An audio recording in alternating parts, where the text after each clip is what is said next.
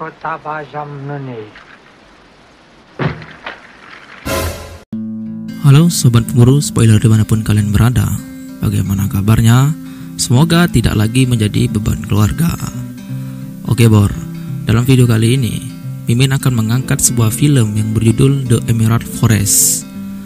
Film ini diangkat dari kisah nyata seorang anak yang diculik oleh suku asli Amazon di Brazil pada tahun 1972 dan dirilis dalam sebuah film pada 5 Juli 1985, yang mana dalam ceritanya seorang ahli teknik dan keluarganya baru pindah ke Brazil untuk menyelesaikan sebuah proyek bendungan di tengah hutan Amazon.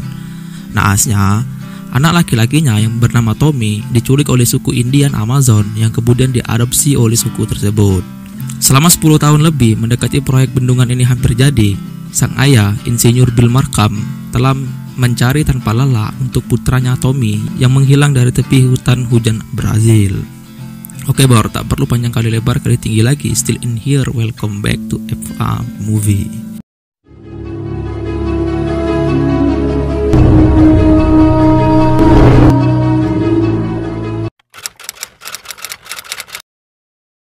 Film ini diawali dengan ada satu keluarga yang baru saja pindah ke Brazil untuk menyelesaikan sebuah proyek bendungan di tengah hutan Amazon. Ia adalah Bill Markham, seorang insinyur ahli teknik pembangunan. Dan saat itu, anak laki-lakinya bernama Tommy meminta ayahnya untuk mengajaknya ke tempat di mana ia bekerja. Singkatnya, Bill pun mengajak kedua anak dan istrinya untuk melihat proyek pembangunan bendungan tersebut dan sekaligus untuk berpiknik di pinggir hutan Amazon tersebut. Terlihat sesampainya di lokasi tersebut, ada beberapa kendaraan alat berat yang sedang melakukan pembersihan lahan dengan menumbangkan pepohonan dan meratakan lahannya, yang mana di sanalah tempat bendungan Bill akan dimulai. Setelah melihat keadaan-keadaan sekitar, Bill pun membawa kedua anaknya ke tepian hutan Amazon untuk melakukan santap siang bersama. Di sana terlihat bahwa istrinya Bill telah menyiapkan hidangan makan siang mereka. Dan secara bersamaan, Tommy yang melihat ada gerombolan semut yang berbaris sambil membawa makanannya, penasaran untuk mengikuti kemana semut ini akan membawa makanannya. Saat itulah ia bertemu dengan sekelompok suku pedalaman yang sedang mengintai proyek bangunan tersebut. Kemudian Tommy pun berlari memberitahu ayahnya bahwa ia bertemu orang-orang yang tersenyum padanya. Istrinya pun mengatakan kepada Bill kalau Tommy itu cuma ingin ditemani bermain. Lalu Bill pun langsung menggendongnya masuk ke dalam hutan untuk melihat apa yang dilihat oleh Tommy. Namun saat berada di lokasi yang ditunjukkan oleh Tommy, Bill tidak melihat keberadaan suku pedalaman Amazon tersebut, yang mana mereka itu menyamar di balik dedaunan. Ia kemudian mengajak Tommy untuk mandi di sungai dan keluar dari hutan tersebut. Namun, Tommy tak kunjung menjawab panggilan ayahnya. Bill yang mengira kalau Tommy memainkannya, ia pun masuk kembali ke dalam hutan. Saat itulah ia dikagetkan dengan busur panah yang mengarah kepadanya. Menyadari ada hal yang tidak beres pada anaknya, Bill langsung bergegas meminta bala bantuan dan mencarinya. Karena lebatnya hutan Amazon ini membuat proses pencarian pun agak sedikit terhalang. Baby, answer me! Tommy! 10 tahun berlalu, proyek bendungan yang dibangun oleh Bill mendekati sempurna dan Tommy pun belum ada kabar atas kehilangannya. Tak ada kata menyerah, Bill pun terus mencari keberadaan anaknya tersebut di selang-selang waktunya. Mulai dari menyisiri hutan Amazon serta mempelajari dan mencoba memetakan kelompok-kelompok suku pedalaman yang mendiami hutan Amazon, bahkan mendatangi tempat-tempat penampungan anak terlantar yang ada di sekitar kota. Singkat cerita, Bill dan rekannya bernama Ware Warner memutuskan untuk pergi ke suatu tempat yang dihuni oleh dua kelompok suku Indian yang berada di pesisir sungai hutan Amazon tersebut. Sesampainya di sana, Bill pun menemui kepala sukunya untuk mencari informasi mengenai suku-suku Indian mana yang menggunakan busur panah yang kala itu ia temukan saat Tommy diculik. Dari sini, Bill mendapatkan informasi kalau anak busur panah itu digunakan oleh suku Indian pendalaman tak kasat mata yang biasanya melakukan perburuan di hutan seberang sungai kampung itu. Scene berpindah di mana terlihat di sana ada dua orang suku pedalaman yang sedang berburu. Mereka adalah Tommy dan ayahnya yang merupakan kepala suku yang dulu menculiknya yang bernama Wanadi. Tommy dibesarkan oleh kepala suku itu yang mengadopsinya menjadi anak. Saat mereka ingin pulang menuju kampungnya, mereka berpapasan dengan kelompok suku Buas. Suku Buas adalah suku kanibal yang selalu memburu kelompok suku Kasat Mata. Dengan diam-diam, Tommy dan ayahnya kemudian berlari dan berhasil sampai di kampungnya. Sesampainya di sana, Wanadi, selaku kepala suku, mengumpulkan para lelaki di kampung itu untuk mempersiapkan diri berperang melawan suku Buas, yang mana suku Buas sudah semakin mendekat. Dan ayah Tommy juga menyuruh salah seorang dari mereka untuk mengintai situasi dari atas pohon. Next, Tommy pun pergi ke sebuah sungai untuk mandi. Ketika ia sedang asyik mandi, ia melihat ada sosok perempuan cantik yang membuatnya ngeblank, yakni bernama Kaciri. Bermaksud untuk menggodanya, tiba-tiba ayahnya datang bersama warganya untuk menjemput Tommy untuk melakukan ritual pubertas, di mana ujian kedewasaan ini dilakukan dengan cara membiarkan sekujur tubuh Tommy dikerumuni oleh semut angkrang selama semalam suntuk, serta diiringi dengan nyanyian dan tarian khas suku Kasat Mata tersebut. Keesokan harinya, Tommy pun berhasil melewati ritual kedewasaan itu. Sedangkan di tempat lain, Bill dan Warner menemukan sebuah perangkap ikan milik suku pedalaman, yang mana itu menandakan mereka sudah dekat dengan keberadaan suku pedalaman Kasat Mata yang mereka cari. Mereka pun memutuskan untuk beristirahat 1 malam di sana. Sedangkan di kampung suku Kasat Mata, Tommy sedang melakukan ritual penerawangan pencarian batu hijau keramat dengan bimbingan seekor elang, yang mana terlihat batu itu terdapat di dalam sungai dekat kediaman mereka dulu sebelum kedatangan suku Buas. Diketahui bahwa batu keramat itu dapat membuat mereka tak kasat mata. Namun sayangnya jumlah batu keramat ini sudah tinggal sedikit. Tommy pun bergegas pergi dan berjanji akan mengambil sisa batu yang ada untuk sukunya, walaupun itu sangat berbahaya karena ia akan memasuki wilayah suku Buas. Scene berganti di tempat di mana Bill dan Warner sengaja menyalakan kembang api untuk memancing kehadiran suku pedalaman. Benar saja, tak lama berselang, suku Buas pun sudah berada tepat di hadapan mereka. Bill dan Warner pun langsung ditangkap dan dibawa ke hadapan kepala suku Buas. Bill yang menguasai bahasa suku Indian di sana kemudian menanyakan siapakah pemilik anak panah yang ia tujukan kepada kepala suku itu. Kepala suku lalu mengatakan kalau anak panah itu milik suku Kasat Mata yang dagingnya enak untuk dimakan. Bill yang menyadari bahwa suku yang menangkap mereka adalah kanibal, Bill segera menodongkan pistolnya dan menembak salah satu anggota suku Buas. Melihat senjata yang digunakan Bill, kepala suku pun tertarik dengan pistol tersebut, karena ia belum pernah melihat senjata seperti itu selama ini. Maka sang kepala suku pun mengatakan bahwa ia akan melepaskan Bill untuk malam ini saja, dan saat fajar tiba maka ia akan kembali memburunya. Nasib naas yang dialami Warner karena pada malam itu juga ia dijadikan makan malam oleh suku Buas tersebut. Keesokan harinya, Tommy telah berhasil sampai ke sungai tersebut dan menemukan batu keramat yang ia cari. Dan tak jauh dari sana, Bill yang masih terengah-engah dari kejaran suku Buas tetap berusaha untuk bertahan dengan beberapa kali melepaskan tembakan. Namun suku Buas yang merupakan penguasa hutan itu, maka mereka dengan mudah mendarikkan satu anak panah ke arah Bill. Saking paniknya, Bill pun terperosok ke sebuah jurang yang membawanya ke sebuah tepi sungai, tepat di mana Tommy mengambil batu keramat tadi. Melihat Tommy, Bill pun langsung menembaknya, karena mengira bahwa Tommy adalah bagian dari kelompok suku Buas. Beruntungnya, Tommy berhasil menghindar dari tembakan itu. Saat Tommy ingin membalas serangan itu dengan membidik busur panahnya ke arah Bill, seketika ia kaget karena ia masih mengenali Bill selaku ayahnya. Bersamaan dengan itu, salah satu kelompok suku Buas pun hendak melemparkan tombak ke arah Bill. Dengan sigap, Tommy pun langsung memanah suku Buas itu. Bill akhirnya mengenali Tommy anaknya yang berada di balik air terjun itu. Tiba-tiba, anak panah dari suku Buas menancap di tangan Bill. Tommy segera memanah suku Buas itu dan mengajak Bill menjauh dari tempat itu. Sesampainya di kediaman suku Kasat Mata, Bill memberitahu ayahnya bahwa ia berhasil mengambil batu keramat itu dan membawa Daddy yang sering ia ceritakan yang ada dalam mimpinya. Dan ternyata sebagian suku itu juga masih ada yang mengenali Bill sewaktu ikut penculikan Tommy. Luka yang ada di lengan Bill, bekas anak panah suku Buas tadi, menyebabkan ia mengalami demam tinggi. Karena sang ayahnya ini selain kepala suku juga terkenal sebagai tabib yang hebat.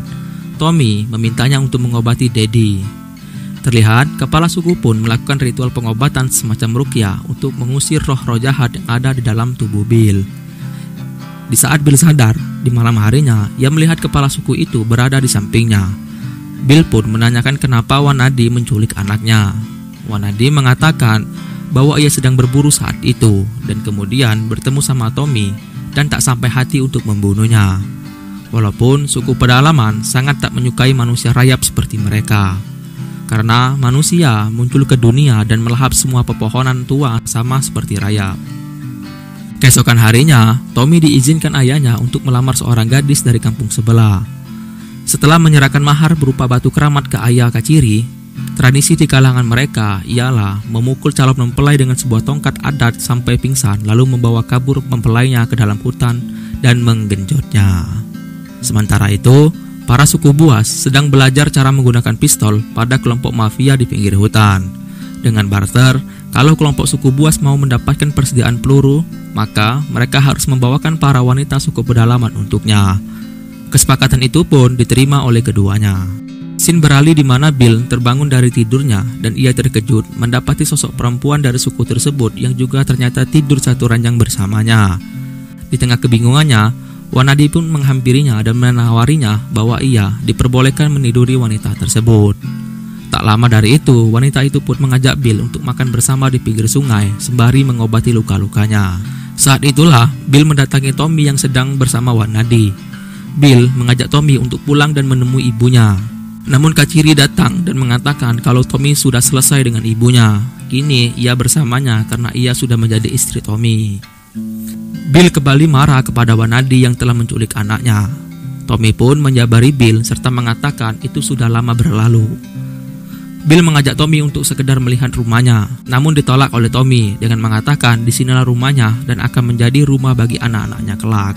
Nampak raut kekecewaan di muka Bill saat memandangi anaknya pergi berburu bersama kepala suku dan warga lainnya. Di malam harinya, pesta pernikahan antara Tommy dan Kaciri pun dirayakan. Dengan raut kesal, Bill pun mengatakan kepada Tommy kalau ia harus pulang. Wanadi menawarinya untuk tetap tinggal di sini karena ia bisa menjadi satria, namun Bill menolaknya dengan mentah-mentah dengan alasan ia harus pulang ke tempat asalnya karena ia memiliki keluarga dan ia juga telah bersumpah akan membawa Tommy pulang pada ibunya. Namun saat itu dijawab santai oleh Wanadi kalau ia membawa pulang Tommy, Bill tidak akan memilikinya, tapi jika ia tidak membawa Tommy, maka Bill akan memilikinya. Setelah itu, Bill pun dibuat pingsan dan mereka pun rame-rame menggotong tubuh Bill untuk diantarkan pulang ke tepi sebuah hutan dekat proyek pembangunan.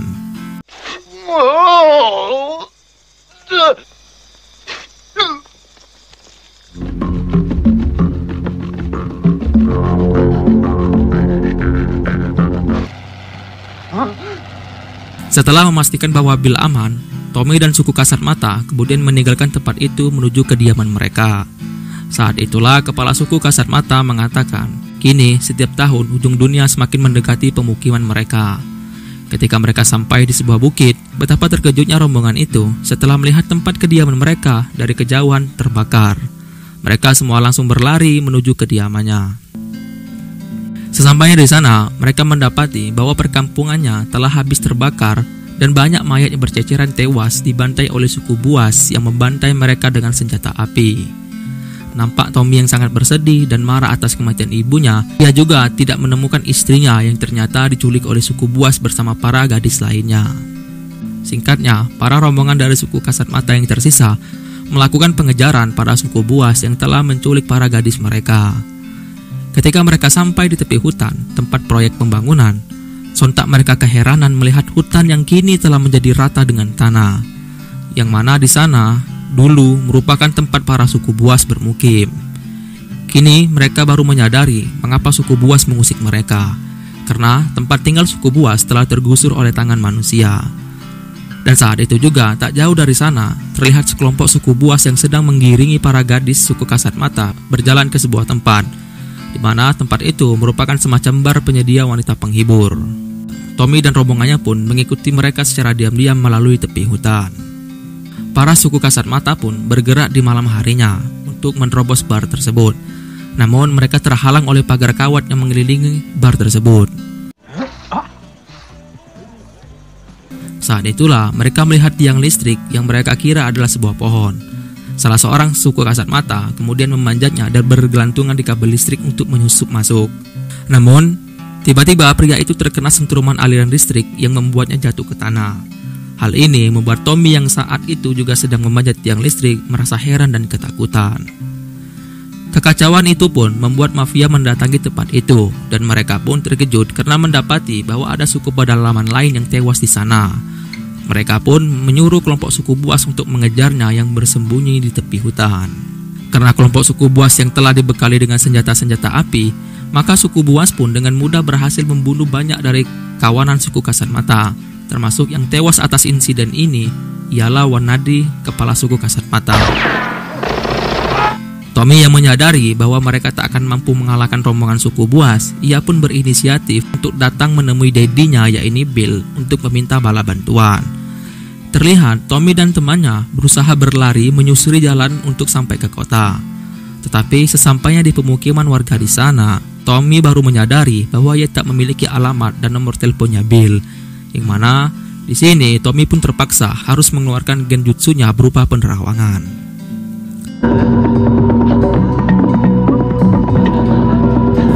Singkat cerita, Tommy pun sudah sampai ke apartemen ayahnya dan masuk dengan cara memanjat bangunan tersebut. Terlihat ibunya Tommy menangis terharu saat memeluk Tommy yang sudah 10 tahun terpisah dengannya. Cerita berpindah pada sebuah bar, tempat mafia menyekap para gadis suku kasat mata yang dipaksa melayani para lelaki hidung belang. Bill menyamar sebagai pendatang yang sedang mencari kehangatan. Dan benar saja, di dalam bar, Bill berhasil menemukan para gadis suku kasat mata dan membisikkan tentang misi penyelamatan yang sedang mereka lancarkan. Sedangkan di bagian luar, Tommy dan kawan-kawan menyusup melalui pintu samping. Mereka pun berhasil mengatasi penjaga bar dan masuk ke dalamnya. Tommy kemudian menemukan Kachiri, sang istrinya yang saat itu akan dicumbu oleh lelaki lain. Tak banyak basa-basi, Tommy pun langsung membunuhnya dan memanggil semua gadis suku kasat mata agar cepat meninggalkan tempat itu. Aksi pelarian ini pun diketahui oleh rombongan suku Buas. Tawuran pun tak dapat terelakkan lagi. Dan untungnya suku Buas berhasil mereka kalahkan. Keesokan harinya, Bill pun ikut mengantarkan para suku kasat mata sampai di tepi hutan Amazon untuk pulang ke kediamannya. Sebelum pergi, Bill mengatakan bahwa bendungan proyek itulah yang menjadi penyebab datangnya para kulit putih yang mengambil hak milik mereka. Kemudian, Tommy pun mengatakan kepada Bill bahwa ia akan menyuruh para katak untuk bernyanyi dengan lantang agar memanggil hujan yang sangat lebat supaya bendungan itu hancur. Benar saja, selang beberapa hari setelah itu, Tommy dan kelompoknya pun mengadakan sebuah ritual pemanggilan katak untuk mendatangkan hujan dan menyebabkan banjir bandang agar bendungan itu roboh.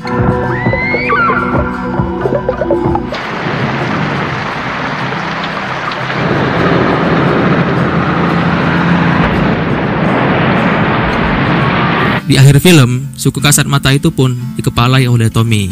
Untuk melanjutkan garis keturunan suku kasat mata agar tidak punah, Tommy dan Kachiri istrinya sedang menjodohkan para pria kota yang ikut dengan mereka dengan para wanita dari suku kasat mata yang tersisa supaya proses peranakan segera dimulai.